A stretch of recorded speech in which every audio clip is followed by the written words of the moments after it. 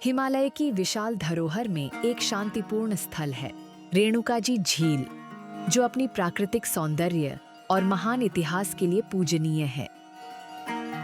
किस्से कहते हैं कि यह शानदार नीली झील भगवान परशुराम की मां रेणुका के नाम पर है और वह हर साल अपनी माताजी से मिलने पालकी में आते हैं और इसे अंतर्राष्ट्रीय रेणुकाजी मेले के रूप में मनाया जाता है। रेणुकाजी झील पर इकट्ठा होने वाले स्थानीय और देश विदेश के यात्री इस शानदार उत्सव में भाग लेने आते हैं। परंतु इस खुशी और उल्लास से भरे उत्सव के बीच एक समस्या की छाया है, कचरे का बड़ा संचय। हजारों की मात्रा में कचरा जो अनियंत्रित होकर रेणुकाजी झील और उसके आसपास के पर्यावरण को नुकसान पहुंचाता है। उचित कचरा प्रबंधन प्रणाली की कमी एक महत्वपूर्ण चुनौती पैदा करती है।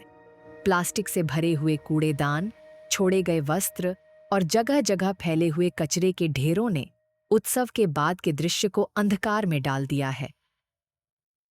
2023 में स्थानीय प्राधिकरणों ने सकारात्मक परिवर्तन लाने का निर्णय लिया, जिसमें जागरूकता बढ़ाने, पर्यावरण में स्थायित्व और प्रबंधन के अच्छे तरीके और सूखे कचरे की सही निपटान प्रणालियों की स्थापना करने का कार्य किया गया है।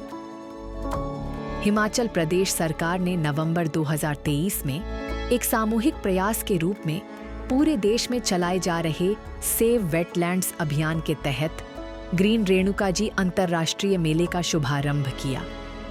वेस्ट वॉरियर्स को इस पहल के लिए तकनीकी भागीदार के रूप में शामिल किया गया, जिसमें पर्यावरण, वन और जलवायु परिवर्तन मंत्रालय और जर्मन विकास सहयोग GIZ द्वारा भारत में वेटलैंड्स के संरक्षण और समझदारीपूर्ण उपयोग के लिए क्षमताओं को मजबूत करने के लिए एक परियोजना के समर्थन से कार्यान्वित किया जा रहा है, जिसमें सभी हितधारक एक साथ आकर रेणुकाजी झील की विरासत को सुनिश्चित करेंगे ताकि यह अस्थायी उत्सवों से पड़ने वाला प्रभाव कम हो सके।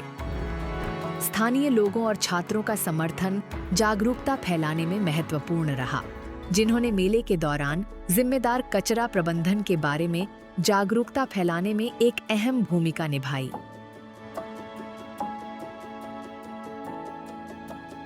नवाचारी प्रचार और शिक्षात्मक पहल ने परिवर्तन को प्रेरित किया, कचरा कम करने की रणनीतियों को बढ़ावा दिया। मेले के दौरान यह संदेश भीड़ में चारों तरफ गूंजा, जिसने उत्सव के बीचों बीच जागरूकता के बीज बोए। प्रत्येक दुकानदार को सूखे कचरे के अस्थायी संग्रह के लिए कचरा थैलियां प्रदान की गईं, जिसे हर रोज सफाई कर्मचारियों के द्वारा इकट्ठा करके वेस्ट बैंक पर एकत्रित किया गया।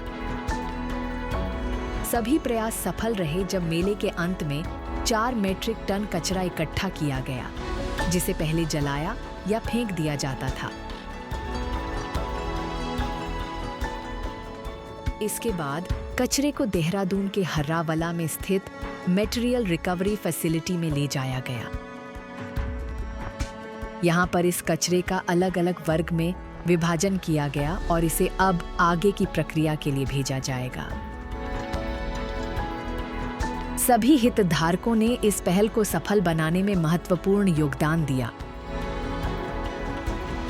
आशा है कि यह पहल भविष्य में भारत भर के वेटलैंड्स के आसपास होने वाले त्योहारों में बेहतर कचरा प्रबंधन प्रणाली के लिए एक उत्तम उदाहरण के रूप में कार्य करेगी।